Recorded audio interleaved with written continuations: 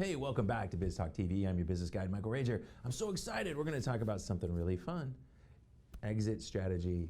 Nobody wants to think about the end of their business when they start. Kristin, Gunderson, how are you today?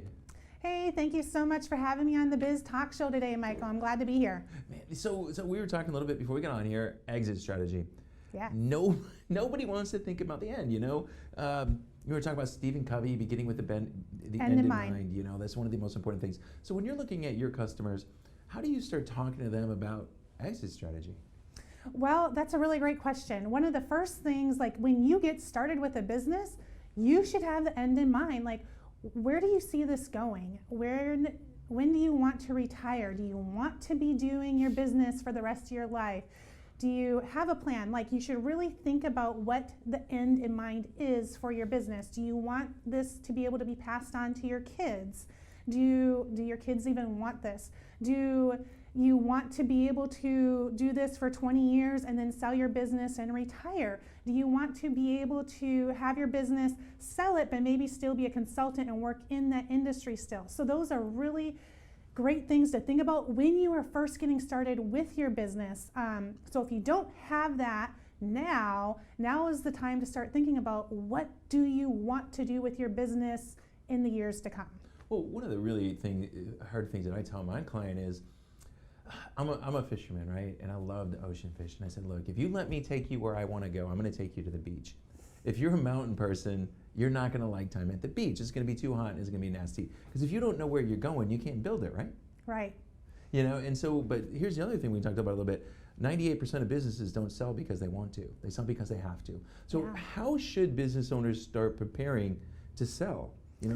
Yeah. Well, the really great thing is, something to think about is when you become 65 and you decide that you want to sell your business, that is not the right time to I want to sell my business today or maybe tomorrow. You really got to think about it about 3 years in advance of, I want to sell my business in about 3 years, and you got to do a lot of planning. This is your biggest asset, your biggest payout that you could possibly have in your lifetime, and it could set your family up and your kids up for success in their lives and set you up for retirement. But it has there's a lot of stuff that needs to go into place. So about 3 years in advance is the perfect time to start thinking about, I want to sell my business, and then get into action of what do I need to do to sell my business. Yeah, I know. I work with a couple of business brokers, and people come to them at the, hey, I'm going to sell my business. We haven't done anything, and we're like, hey, well, now we got to slap lipstick on the pig.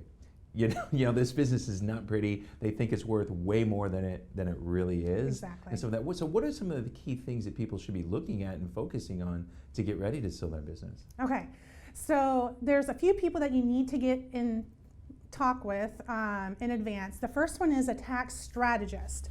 So you need to tell them what you're planning on doing, and you might not even be living in the correct state. If you live in California, they're going to tax you when you sell it out the wazoo. So they may be able to help you figure out, are you in the correct state? Maybe you need to create an estate or something, but they're going to be able to give you some tax advice up front on what you need to do ahead of time to sell your business and you're not taxed out at the wazoo. And then the next thing you need to think about is an accountant. You really need to get with a good CPA who can help you with this, because everyone in your business, every business owner, they want to reduce their taxes, right? So they're writing off all kinds of stuff that they really shouldn't be, but they don't want to pay, they want to reduce their net profit so they don't have to pay a lot in taxes. Well, when you're buying a business, you got to think about the other side of it. They want to make sure that they're buying a business that is very profitable and that they can afford to pay the note on the business and pay themselves, and the business is going to continue to grow. So most businesses, they're growing like this, right? They might be doing a little bit of growth, but when you are like, you know what, it's 3 years, maybe 5 years, I want to get ready to sell the business, we need to bend that growth curve from this to this. And what you really want to start focusing on is having a 30% year-over-year growth. And what that does is it keeps it from the steady plane and it grows it up, it bends it, and then a person who's coming to buy your business are like, wow, this is what the business has been doing lately. I know that I can take this and I'll still be successful with it. It'll still be able to pay the note, it'll be able to pay me, and I'll be able to do what I want to do with it, and it won't be like stagnant. So make sure you bend that growth curve ahead of time.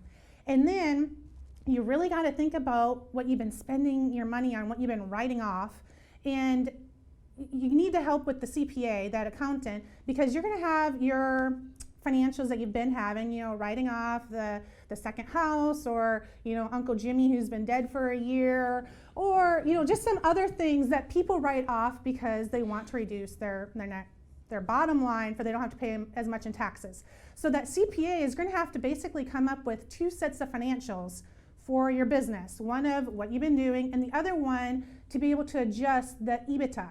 So all those adjustments of, Uncle Jimmy that's no longer there, the second house that you've been writing off, and all the other stuff that you've been writing off, you need to have adjustments to the EBITDA, because what the people are going to be buying on is the EBITDA. And what that means is your earnings before interest, taxes, depreciation, and amortization. So they're paying on a multiple. And if your business is between 1 and I think it's 15 million, the EBITDA, the multiple of the EBITDA is 4 to 6%, or 4 to 6 times what the EBITDA is. That's what that payout is. As your business gets higher and higher in revenue, becomes more of unique, because down there's a lot of small businesses that are fragmented and they all kind of make about the same. But the higher your revenue is, the higher that EBITDA, the multiple of the EBITDA gets. So that's another thing that you really want to focus on, is getting that up as high as possible. And yes, you'll have to pay taxes, but that's why you want to get with the tax strategist. Yeah, one of the interesting things you said that I loved is you said, look at 30%. Yes. 30%. And here's where people, I think right now, they get lost. They get talking to people on the internet and they say, we're going to grow your business 100%. That doesn't happen, does it? It's hard. You It's really really have to have a plan and a strategic action in place in order to do it by 30%. Yeah, one of my friends, Cameron Harold, he wrote a book called Double Double, and it's all about doubling revenue and doubling profit every 3 years. Mm-hmm. Well, he knows what he's talking about, because he was the COO of 1-800-GOT-JUNK. They went from 100,000 to 300 million with that strategy. Yeah, they had great years and they did this, but planning this and looking for that's very, very important. Now, when we start looking at EBITDA and all these different things, how should a business owner, besides a tax strategist, do we got to start looking at lawyers? Do we got to start looking at financial advisors? Who else do we need to bring in? A commercial banker.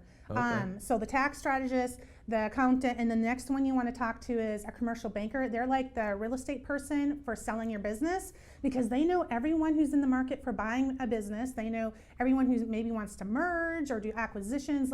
They know people who are desperate to buy a business, or who have been looking for a deal, or know a good deal. So you definitely want to start talking with the commercial banker also.